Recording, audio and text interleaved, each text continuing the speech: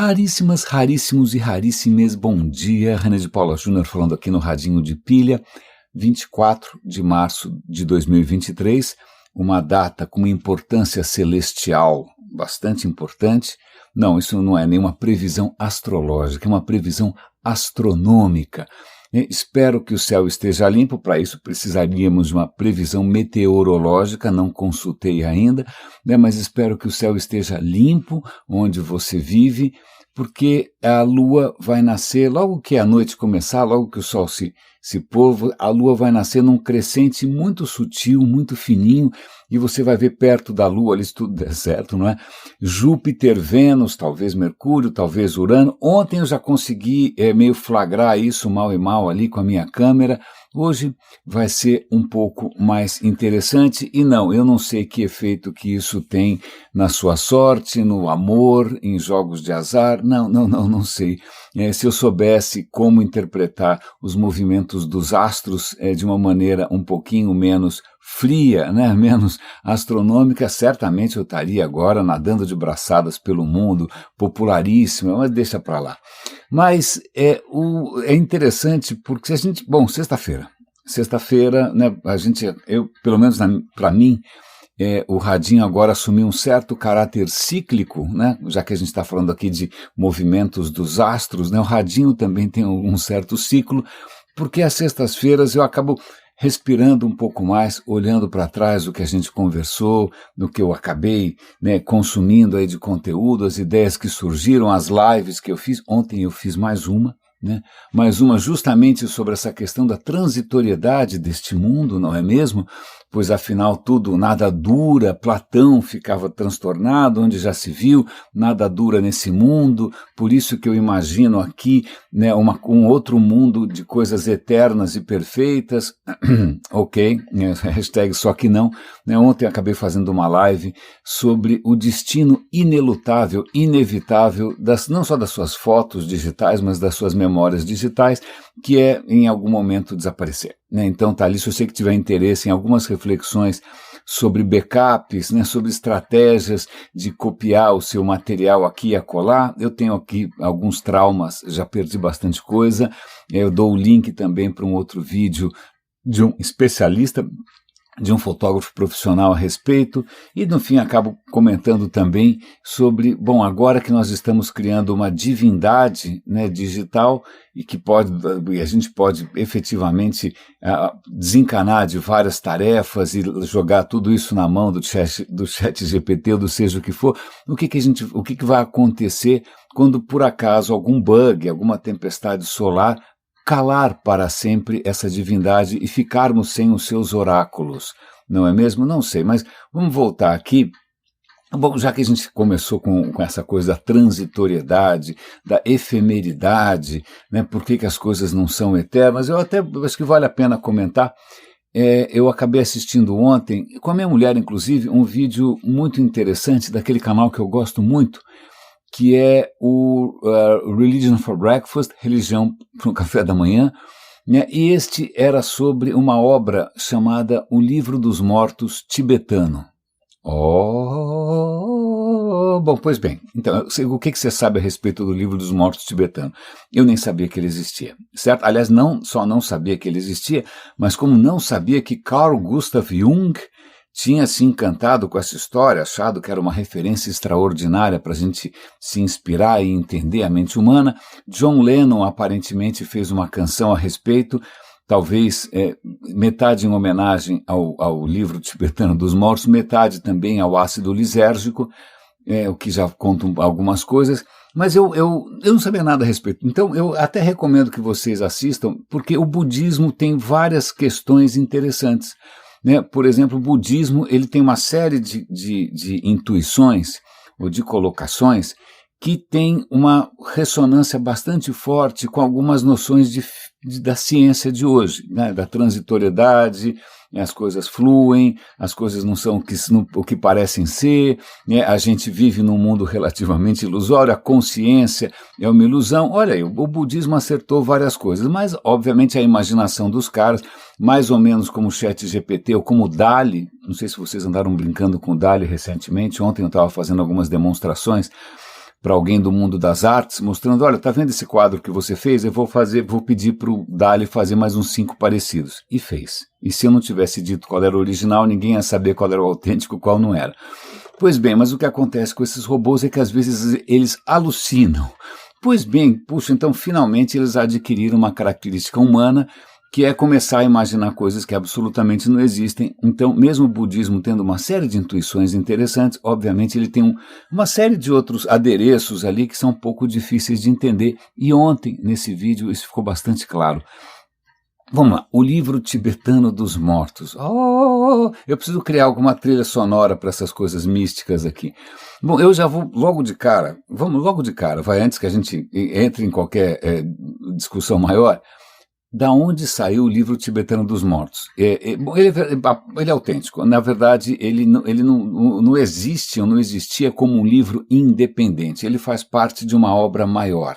Ok? O que acontece é que, sei lá, 100 anos atrás, um americano que estava provavelmente em busca, acho que foi no final do século XIX, na verdade. Final do século XIX, faz mais de 100 anos.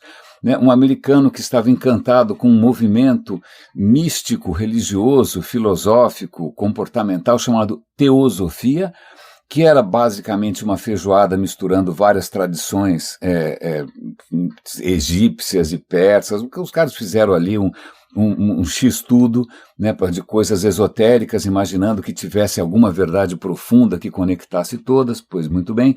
Então esse americano resolve fazer uma longa jornada de descoberta espiritual pelo Oriente. Pois bem, ok, tá lá o cara, já esqueci o nome dele, Evans alguma coisa. Eu vou dar o link, vocês podem olhar, tá na Wikipedia. Ok, então esse cara vai lá e aí ele encontra outros gringos, né?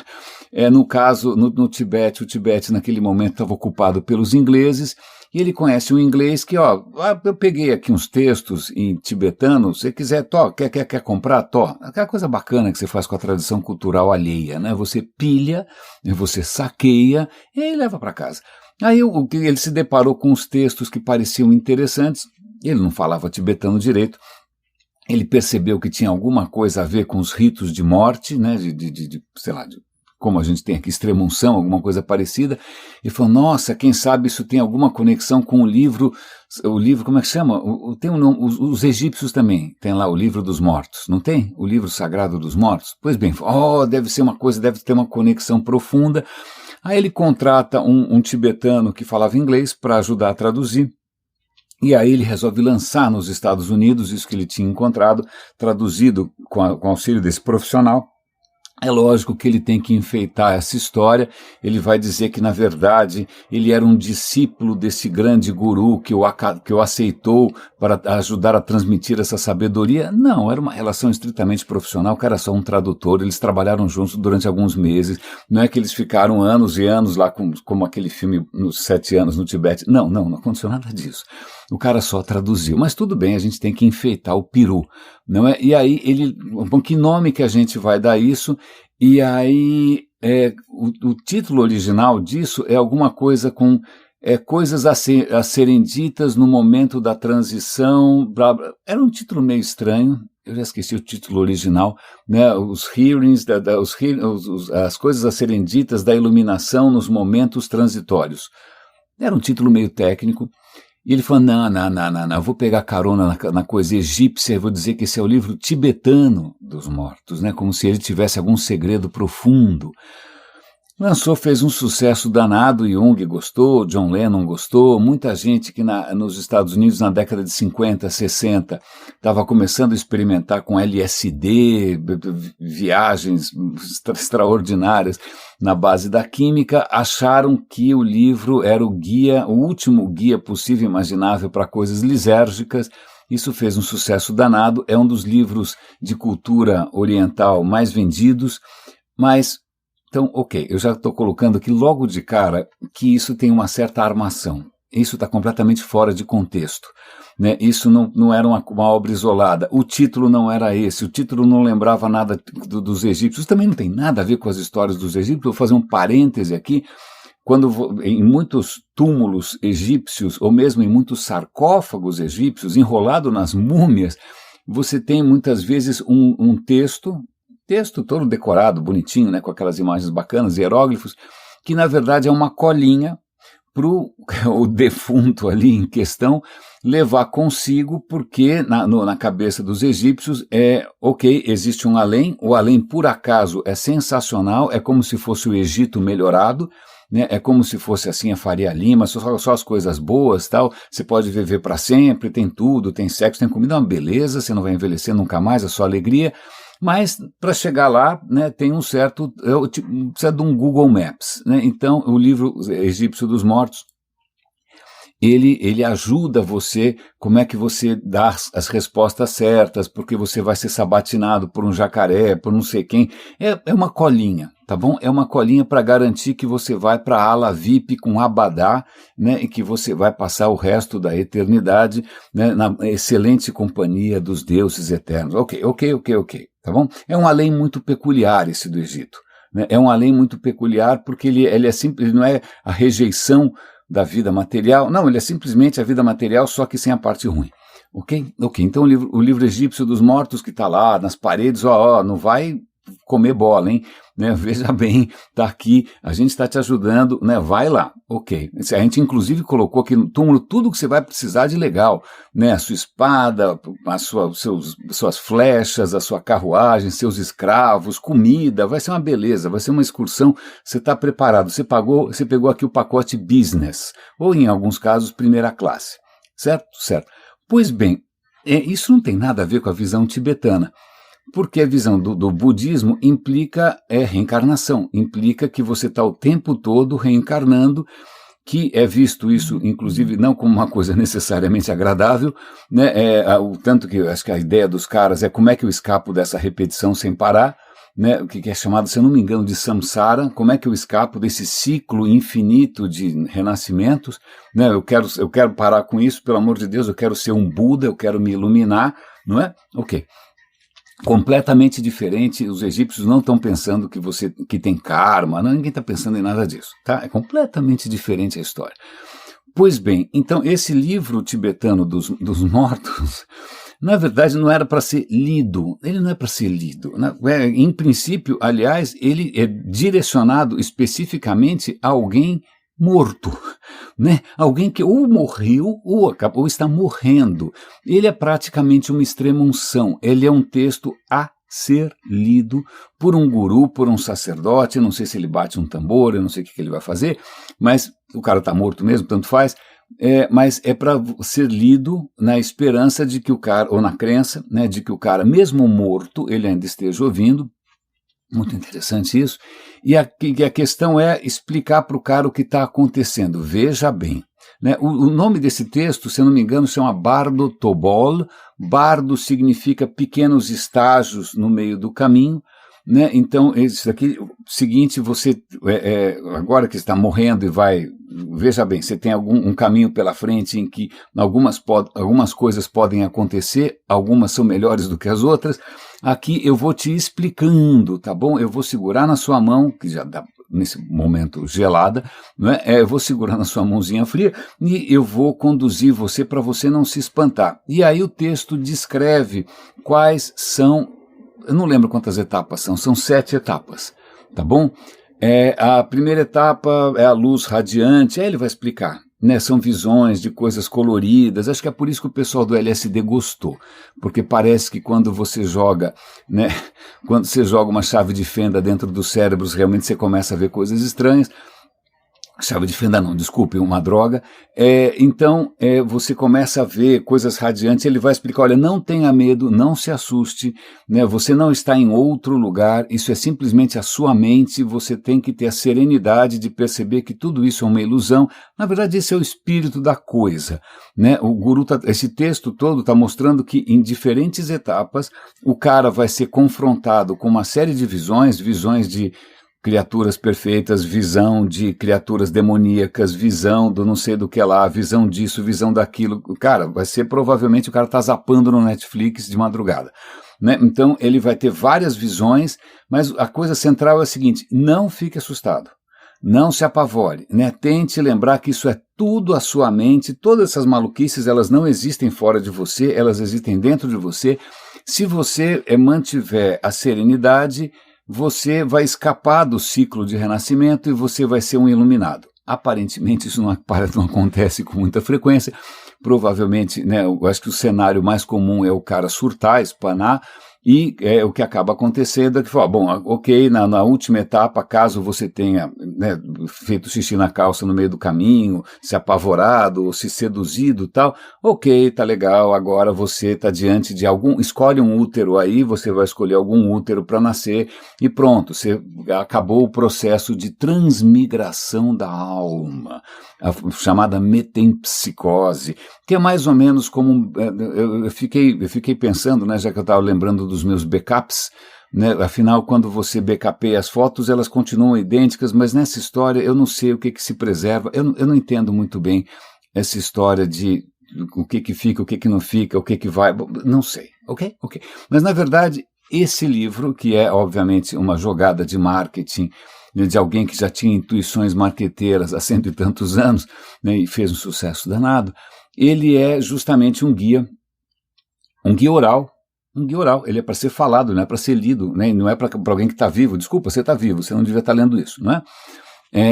Isso também deveria ser falado por um guru, não por, sei lá, por um músico, né? Então, ele indica, né, um pouco dessa filosofia e dessa crença budista. O que eu acho interessante aqui, que eu acho que é bem legal, que é um contraste com outras coisas que eu conheço superficialmente, vocês sabem que eu não sou especialista nisso, né? Mas é que em todo momento o guru tenta deixar claro que tudo que ele está vendo não é um outro lugar, não é o purgatório, não é, sei lá o que, o limbo, falei, qualquer coisa. Né? Na verdade, isso tudo são coisas dentro da sua cabeça. Né? Tudo que ele está experimentando, tudo que ele está vendo, são coisas dentro da sua cabeça, né? Faz parte desse carrossel de fantasias. Se você conseguisse abstrair essa história toda e perceber, olha, tá legal, ok, já entendi, né, são só pixels se mexendo, não está acontecendo nada, você finalmente descobriu a verdade, pronto, agora você não precisa mais.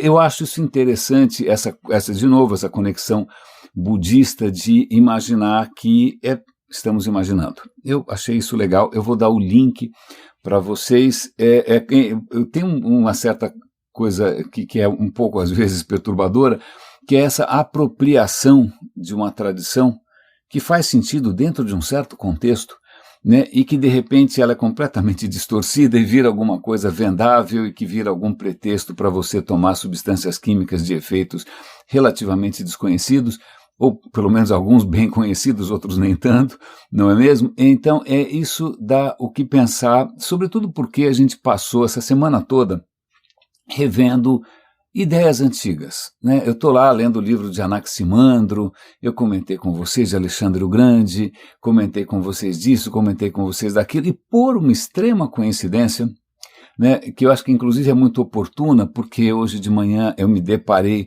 com uma notícia de que uma certa ex-presidente foi indicada por um cargo no Banco dos BRICS, seja lá o que for, um cargo que vai lhe garantir um salário de R$220 mil por mês, ou seja, $500 mil por ano, né? Porque por mérito extraordinário, porque passou num exame, porque foi eleita por um grupo de experts, não, porque é amiga do rei. Como é amiga do rei, essa figura absolutamente lamentável, que mal consegue articular uma frase, né? O ChatGPT dá um banho, não é? Ela vai assumir uma posição, tomara que seja uma posição inócua, né? Mas você fica pensando se isso é uma coisa justa. Isso é oportuno porque ontem eu tive o privilégio de conhecer um pouco mais da história de Solon, o legislador. Eu venho de uma família de advogados, minha mulher é advogada, minha irmã é advogada, todo mundo é advogado, então o nome não me era estranho, tá? Mas eu não sabia muito da história. Vamos lá. O que a gente está sempre falando aqui de Grécia para cá, Grécia para lá. Pois bem, a Grécia, quando a gente fala de Platão, essa época que a gente chama de Grécia clássica, a gente está falando 400 anos antes de Cristo, em Atenas, certo? Certo. Mas se a gente voltar um pouquinho antes no tempo, a coisa estava meio bagunçada. Né? Você tinha ali várias cidades, né, falando grego, espalhadas por ali, não tinha exatamente uma Grécia, não tinha um país, não tinha um império, não tinha nada, tinha várias cidades-estado, né, muitas delas baseadas em comércio, de gente indo para cá, viajando, construindo outras colônias, conhecendo outros povos, etc, etc, etc. Muito legal, muito diferente de outras civilizações que eram estacionárias, tipo o Egito estava sentadão lá em cima do Nilo há milhares de anos, ok? Ok? A China também estava sentada não sei aonde, em cima do Rio Amarelo, do Yangtze, também por milhares de anos. Os gregos estavam indo para lá e para cá. Entendeu? Os gregos estavam circulando, os gregos, os fenícios, tá? Isso é um pouco diferente. Então, um pouco antes dessa época clássica, que a gente associa com a filosofia, com a democracia, as coisas ainda estavam meio se consolidando. Então, sei lá, Atenas quer ficar livre? Não, chega de rei, chega de tirano, vamos tentar botar ordem nessa história, né? Ok, a cidade está se reconstruindo, foi uma época horrível, né? Foram séculos e séculos de trevas. Ok, vamos começar meio do zero, a gente não tem muito compromisso com nada.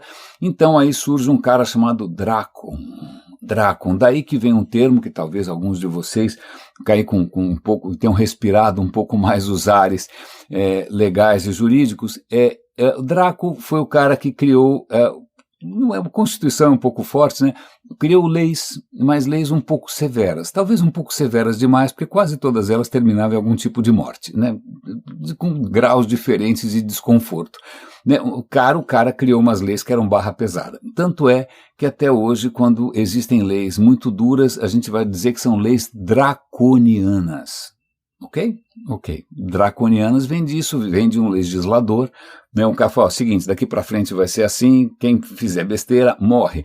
Né? Mais ou menos como o que está sendo proposto, só para você ver como as coisas, né, não vou dizer que são cíclicas, acho que essa ideia de cíclico, eu acho que é uma ilusão de ótica, é que simplesmente algumas coisas persistem e elas acabam em algum momento botando a cabeça para fora de novo. Então, recentemente, vocês devem ter visto que em Uganda está passando ali uma legislação nova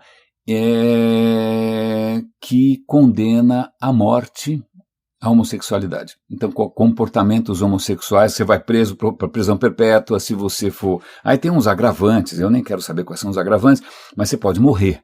Simplesmente você pode morrer por ser homossexual. Né? Ou você pode ter uma prisão perpétua por ser homossexual. Quando eu vi essa história, eu falei, meu Deus, da onde saiu isso? Né? Será que é alguma lei islâmica maluca? Então, quando eu fui ver, não, na verdade, a Uganda é majoritariamente católica. Eu falei, ups. Né? Então, tá bom, mais um destino para todos nós riscarmos, né, do mapa. Não estou insinuando que todos nós aqui façamos parte do mundo LGBTQ, mas eu acho que vale a pena a gente boicotar empresas, religiões, países que são discriminatórios. Mesmo que a discriminação não nos afete, eu acho que vale a pena a gente boicotar. Ah, que legal, vou para Dubai. Eu não vou, cara, desculpa, eu não quero ir para um país onde mulher é lixo, eu não quero ir para o Afeganistão onde mulher é lixo, eu não quero ir para um lugar onde vai desrespeitar. Não, mesmo que isso não me afete, quer dizer, é a minha posição. Mas vamos voltar aqui.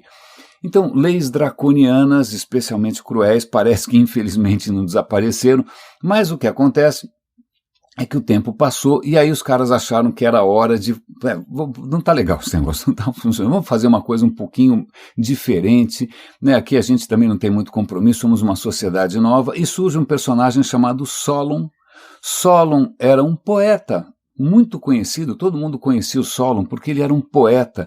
Ele, inclusive, já tinha viajado bastante, já tinha navegado, já tinha feito comércio, era um cara que era reconhecido pela sua sabedoria, vamos chamar assim, né, pela sua visão de mundo, né, também pelo seu talento literário. E o que acontece? Solon vai criar leis, tá bom? Vai criar leis. Curiosamente, tem uma questão que eu acho que é muito interessante, e a gente falou aqui bastante de alfabetos, de linguagem, etc. e tal. Antes de haver alfabetos, antes de haver sistemas de escrita, como é que você sabe das coisas? Porque alguém contou para você, contou de maneira oral. né? Sobretudo se você está vivo, porque se você estiver morto, né, tiver um guru tibetano falando, isso não costuma passar muito para frente.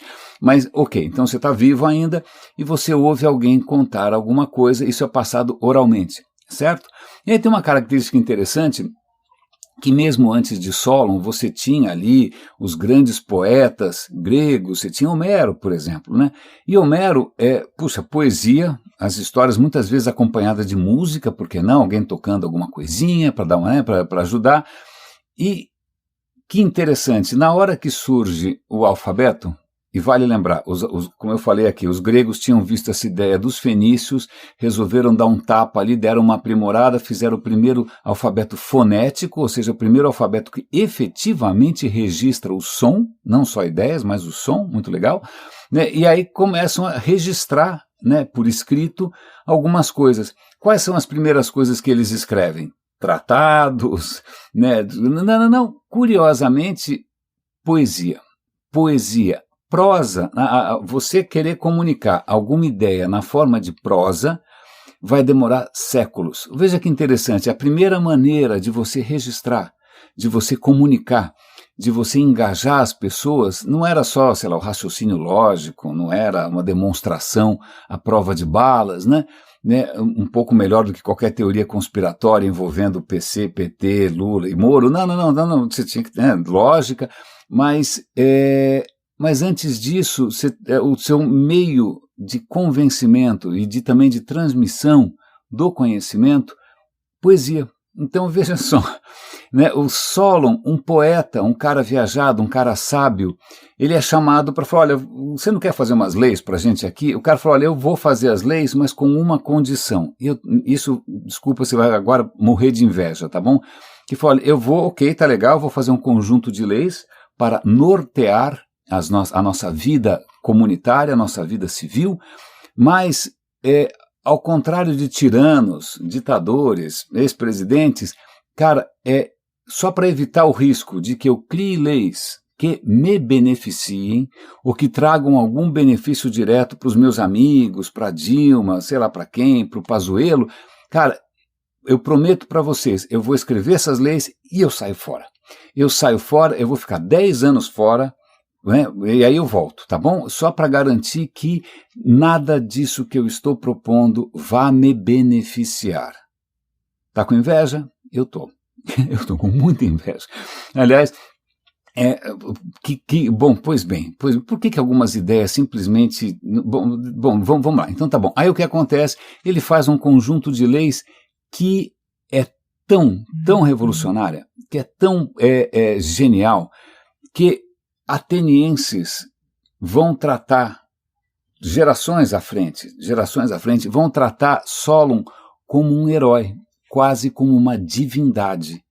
Né, veja, ao invés de... É lógico, né, tem sociedades que fazem estátuas para milicos, né, para homens com insegurança peniana, sei lá, várias coisas, né, para traficantes de escravos. Não, na hora em que Atenas tem que escolher um dos seus grandes sábios, né, puxa, está aqui um cara cuja memória tem que ser lembrada, vamos fazer um sacrifício aqui, vamos fazer uma oferenda em memória de quem? Né, de algum deus que vai trazer o amor perdido e que você bota ali no poste, né? Não. Vamos fazer a Solon, porque Solon criou leis justas. Que inveja. Que inveja. Ok. Então vamos continuar aqui.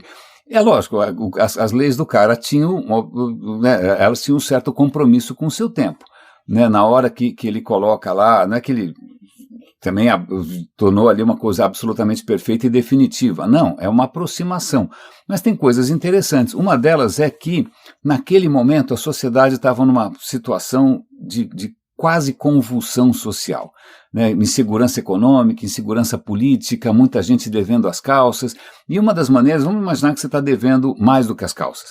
Né? Então, caso você não consiga pagar, uma alternativa não muito agradável é que você, ok, eu não vou pagar, então eu vou ser o seu escravo. Então, uma das maneiras de você saldar uma dívida é você trabalhar como escravo até que a sua dívida fosse saldada. né? Em alguns casos, o cara que agora é o seu dono, ele poderia, inclusive, isso acontecia com frequência, vender você. Falar, o seguinte, cara, vai demorar demais para você pagar o que você me deve, eu vou vender, azar o seu, você nunca mais volta. O que acontece? Uma das coisas que o Solon faz é, parou. Não tem mais, ninguém mais pode ser escravizado. Agora, ninguém mais, diga-se de passagem, os homens gregos com certas posses, certo? Ok, a coisa não era tão... bom, mas já é um avanço, né? Já é um avanço. E, aliás, é um avanço muito interessante, porque tudo que está ali nas leis do Solon, nem tudo é tão democrático assim, é só os homens que participam, os escravizados não, e assim vai. Mas você tem que ter posses, mas veja... O que tinha antes não era uma questão de riqueza ou de posses, era uma questão de sangue. E sangue, quando sangue quer dizer, você faz parte das famílias aristocráticas, você faz parte da família de não sei quem, né? Isso, sangue é uma questão, a questão de sangue, de família, é uma questão tão injusta, porque ou você nasceu naquela família ou você não nasceu. Agora, quando você coloca uma coisa material, em princípio, o cara pode, não importa quem ele seja, ele pode eventualmente progredir, né? Ele pode eventualmente ter propriedades e pronto, agora eu posso votar, agora eu posso participar, né? Então veja, curioso, ok, não é tão democrático assim, ainda está atrelado à questão econômica, mas veja, a questão econômica é menos injusta do que a questão de linhagem, do que a questão aristocrática, não é? Veja também que não é uma ideia, infelizmente, que durou muito, porque você está cheio de gente ali que, né, a família acima de tudo, os 01, 02, 03, 04, né, bom, essa ideia não colou tão bem quanto deveria, mas Solon vai lá e fala, cara, seguinte, a partir de agora, qualquer cidadão, e o cidadão, de novo, tem algumas limitações aí e tal, mas qualquer cidadão pode participar da Assembleia. Antes não, era só os bacanas. Quem participa da Assembleia? Esse cara não entra, pelo amor de Deus, tenha santa paz. Agora não, qualquer um pode participar da Assembleia. Ele pode ser um fazendeiro, ele pode ser um cara que não está tão...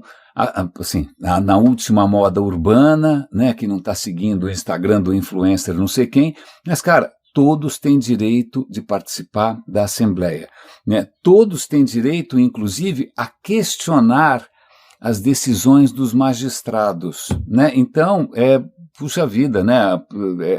Será que... agora há pouco eu acho que eu fiz um postzinho um pouco questionador no Instagram e no Twitter com relação a essa nomeação para o Banco dos BRICS e tal.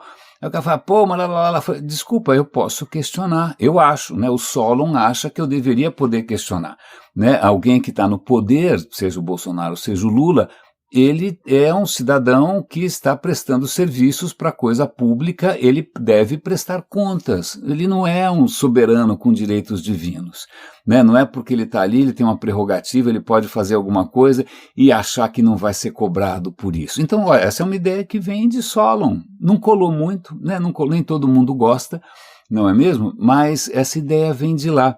Bom, tem uma série de outras inovações, mas acho que uma das coisas que é mais interessante ali é essa questão de todo mundo. Quer dizer, de novo, todo mundo com asterisco, né?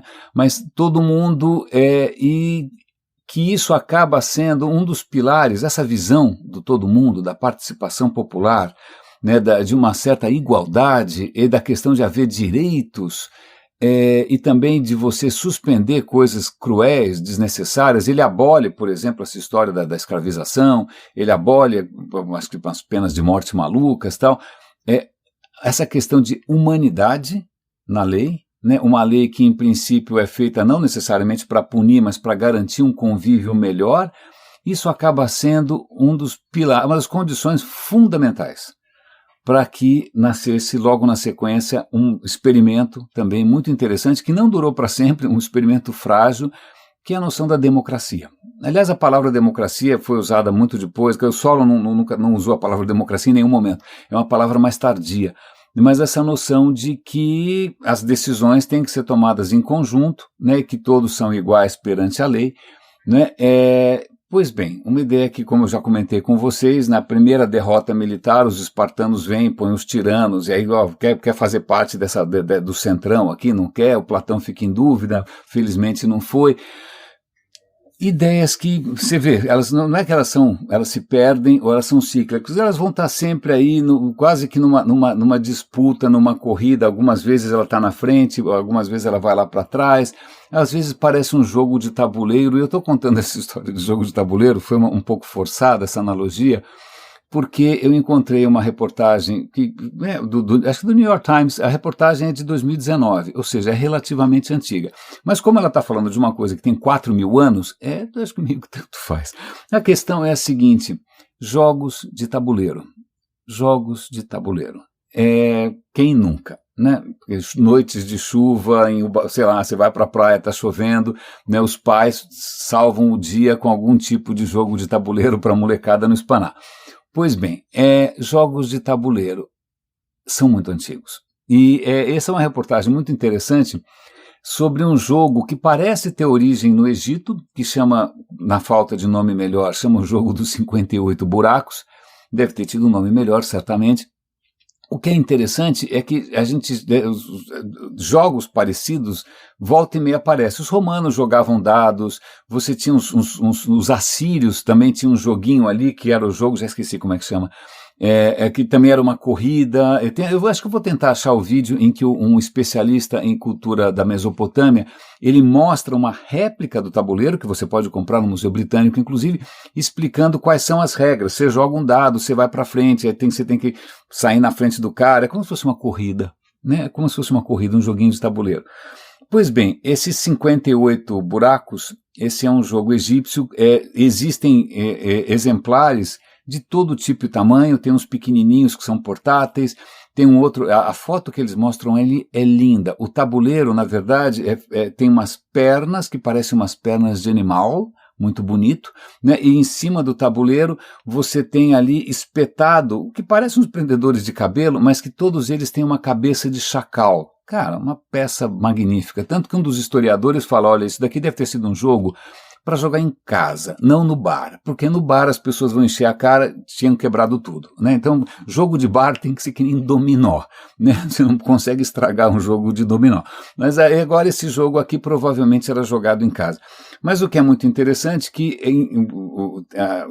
tem inúmeros exemplares desse jogo, a gente tem uma vaga ideia de como ele era jogado, aparentemente é uma corrida, envolve sim você jogar dados, algum elemento aleatório, e você tem sorte, tem estratégia, tal, deve ter emoção, mas o que é interessante é que agora no século XXI encontraram, se eu não me engano, no Azerbaijão, num lugar que tem várias coisas muito antigas, pinturas rupestres de milhares de anos, cara, ali deve ter sido meio um lugar que ao longo de eras e eras e gerações e gerações, devia ser um cruzamento de comerciantes, de povos indo para lá e para cá e registrando na parede histórias e mitos. E o que eles encontraram?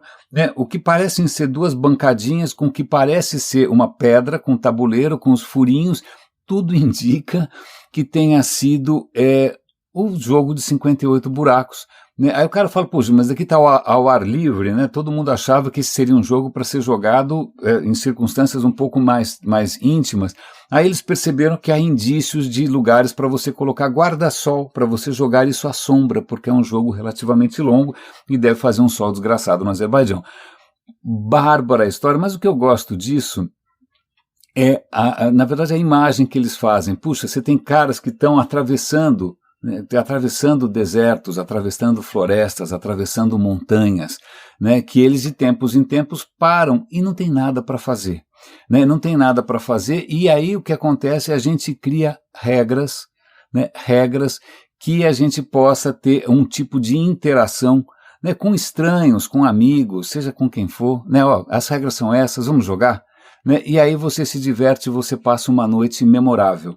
Né, isso me faz lembrar um livro muito interessante de um estudioso holandês que chama Huizinga, eu não sei falar holandês, o nome, escreve Huizinga em português, né, que se chama Homo Ludens. Homo Ludens. Você não tem um Homo sapiens? Né? Pois bem, Homo Ludens, Ludens vem de uma palavra latina, quer dizer jogo, quer dizer brincadeira, daí que vem a palavra lúdico, não é mesmo? Homo Ludens é o homem que brinca.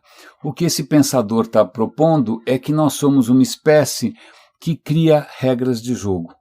que inventa regras de jogo. Ok, brincar, animais brincam, né? Pensando bem, talvez não seja monopólio nosso. Cachorros brincam, gatos brincam, sei lá, né?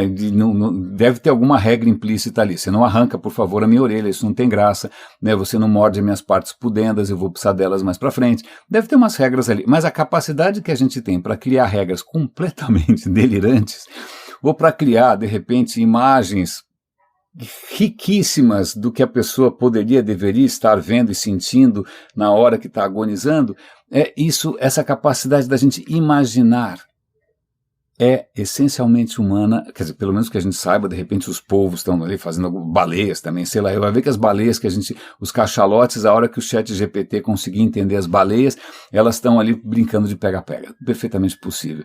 Mas essa ideia do Homo Ludens é tão interessante que um velho amigo, um grande amigo, o Fred van Amstel, também de ascendência holandesa, uma extrema coincidência, ele tinha um curso, um instituto que era chamado Faber Ludens, porque era uma mistura de um certo conceito humano, que é o Homo Faber, o homem que constrói, que fabrica coisas, né, com o Homo Ludens, que é o homem que cria regras de jogo, cria regras de brincadeira. Era um instituto voltado para a experiência do usuário, para design, para inovação, se eu não me engano. Eu acho que eu tenho isso gravado. Eu fiz uma vez uma visita ao Faber Ludens em Curitiba, isso faz mais de 10 anos. Eu talvez tenha o vídeo aqui. Se eu tiver o vídeo, eu vou colocar no radinhodepilha.com, vou colocar no nosso Telegram, e vou avisar o Fred, acho que ele vai ficar feliz dessa lembrança.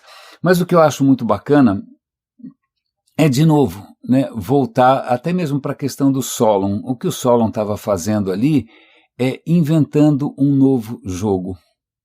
Um novo jogo que talvez, quer dizer, há outros jogos, né? Você pode fazer um jogo onde eu sou o rei, eu indico para o Brick quem eu bem entender, né? Ou então eu mando para a cadeia quem resolver, sei lá, gostar de quem eu não quero que goste, né? Você tem vários jogos possíveis, alguns jogos podem durar muito tempo, alguns jogos podem efetivamente não sair do lugar. Grande parte dos jogos são estacionários, né? São jogos contra a mudança. Né, você vê regras de, sei lá, várias crenças, várias sociedades que são estacionárias. A gente viu ao longo dessa semana aldeias no Japão que, embora estejam notoriamente naufragando em termos populacionais, porque ninguém nasce faz 25 anos, a hora que você propõe, vocês vão desaparecer, então que tal atrair gente de fora? Ah, não, gente de fora não, porque senão vai mudar a maneira como a gente vive. Não, mas vocês vão morrer. Mas então veja, há jogos e jogos.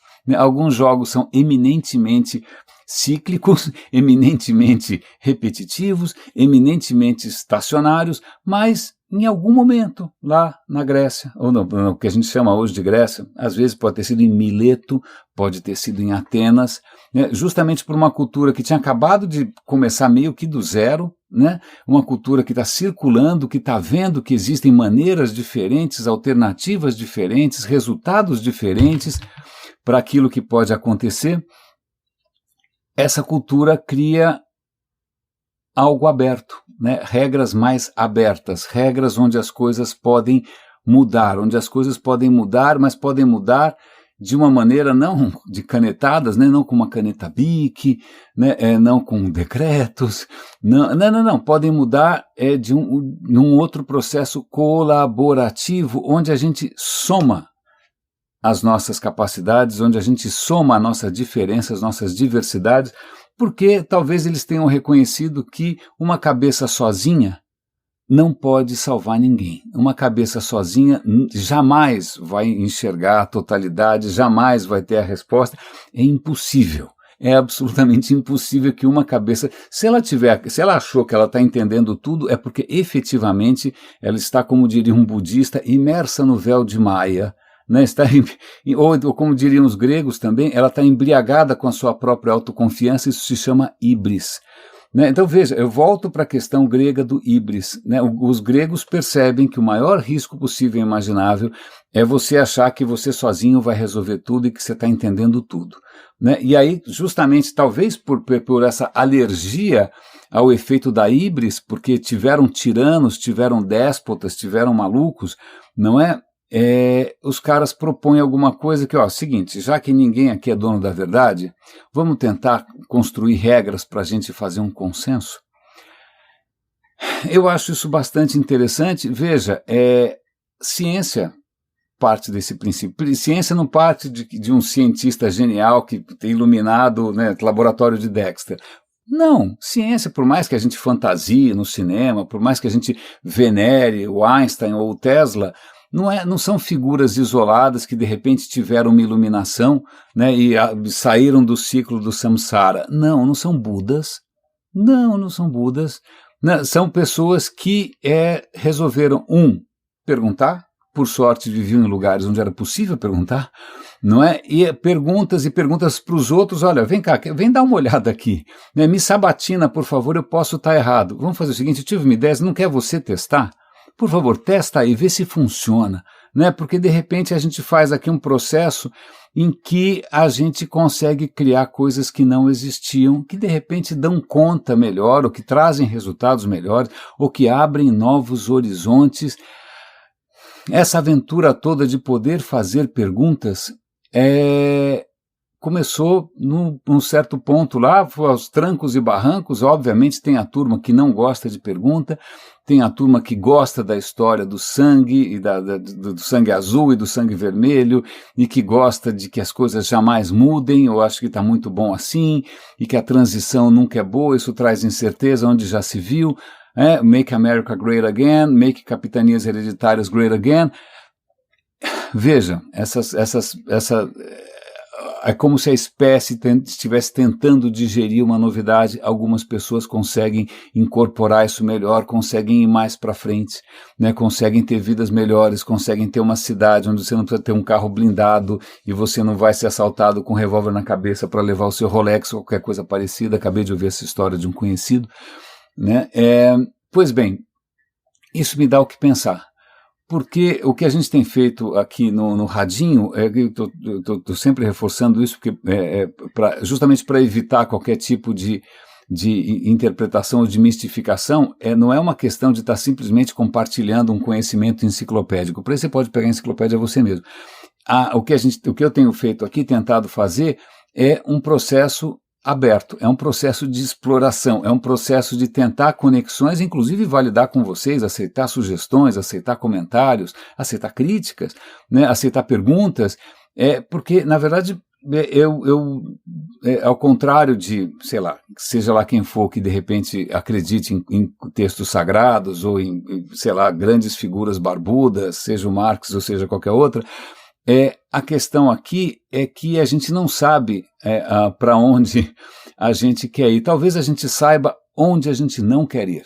E aí tem um texto muito interessante, eu vou compartilhar com vocês, que é um pouco tarde, na verdade é um texto que tem cara de Réveillon, né, de final de ano, porque é um texto que diz que ao invés de você fazer promessas, uma lista de promessas no começo do ano, que você não vai mais beber, que você vai desencanar de substâncias, sei lá, psicotrópicas, que você vai fazer ginástica, né, que você vai finalmente apostar no amor, qualquer coisa dessas, né, e que obviamente 3 dias depois a gente já está enfiando o pé na jaca, mas, pois bem, ao invés de propor coisas impossíveis, a gente deveria fazer uma lista de coisas assim, eu não vou fazer isso, coisas para serem evitadas, né? Coisas que a gente não quer que se repitam, né? Coisas que a gente não quer de novo cair na mesma piada, né? Eu gostei disso, como diria Taleb, que é o autor como é que chama, do Antifrágil, né? Que é o autor do Cisne Negro, é o que a gente chama de via negativa. Eu não sei muito bem o que eu quero, o que é bom, inclusive, porque tem tanta coisa por aí que você não conhece ainda, certo, ok? Não parece aquele papo de coach, qual é o seu objetivo? Né, que sempre me faz pensar em respostas um pouco truculentas, mas eu tenho me contido. Mas, pois bem, não é qual é o seu objetivo, como se você efetivamente já soubesse de antemão onde você quer chegar. Né? E aí, lamento informar, quando você chega lá, nunca é do jeito que você imaginava. Ponto, ok. Mas a questão é uma trajetória aberta, uma trajetória de exploração, uma trajetória que reconhece que a gente não sabe ainda o tanto que a gente pode saber, né? Que é uma trajetória que reconhece que amanhã, se tudo der certo, a gente vai ser diferente do que a gente é hoje.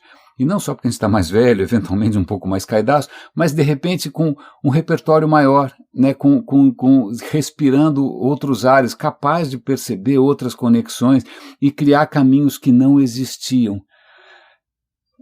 É lógico que isso aparentemente, falando assim, é sedutor, está aí porque desde sempre a gente comunicou as ideias de uma maneira poética, né, porque a prosa, que depois a gente inventou, a prosa nem sempre é tão empolgante. Eu fico me perguntando, quem sabe se eu cantasse, se eu escrevesse músicas, eu faria mais sucesso, porque as minhas lives realmente, meia dúzia assiste, não mais, eu estou errando nisso. Quem sabe eu não sou tão poético assim, quem sabe eu não sou tão lúdico assim, quem sabe eu seja chato, perfeitamente possível, tenho essa consciência bastante severa. Mas acho que o mais importante aqui é perceber que não estou falando aqui de yin e yang, não chega de coisas orientais sem pé nem cabeça, mas é simplesmente essa tensão entre querer que as coisas sejam sempre iguais, querer que as coisas não mudem nunca, querer que as coisas sejam eternas, simplesmente porque é natural, a gente não tem memória RAM, a gente tem uma limitação de cérebro, dá muito trabalho ficar reaprendendo as coisas, mas ao mesmo tempo, essa curiosidade, essa alegria de descobrir coisas que, puxa, eu estou vendo as coisas de uma maneira diferente. Não é muito fácil, acho que o meu desafio é como que a gente... Talvez seja isso, talvez seja mais poesia, né? Talvez seja, quem sabe eu vou tocar um instrumento, dançar, infelizmente eu vou ficar devendo, né? Felizmente isso é um podcast, então eu já tenho essa desculpa, não é? Mas fica aqui a dúvida, né? Como é que a gente faz para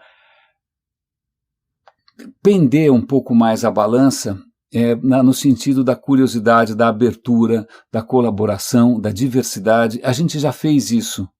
Começou na Grécia, começou em Atenas, começou em Mileto, foi Anaximandro, foi Solon, foi lá Clístenes, sei lá eu. Né?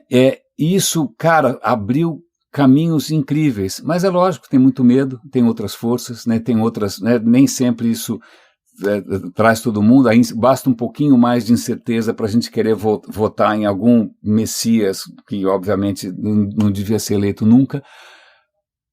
Mas acho que isso pelo menos me dá um certo norte.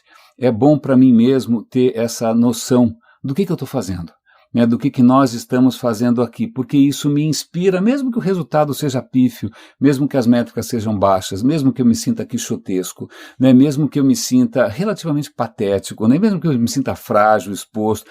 Não, faz parte porque não é necessariamente uma causa instintiva, porque eu acho que o nosso instinto mais arcaico é esse, imaginar que as coisas não mudam, imaginar que as coisas são cíclicas, imaginar que de repente, sei lá, existem coisas lá fora que vão decidir por nós, né? Assumir que tudo, como diria Ivan Lins, depende de nós, é um passo de maturidade que não é fácil dar, mas eu acho que abre novas portas, é o que me inspira todo dia de manhã, e hoje é sexta-feira.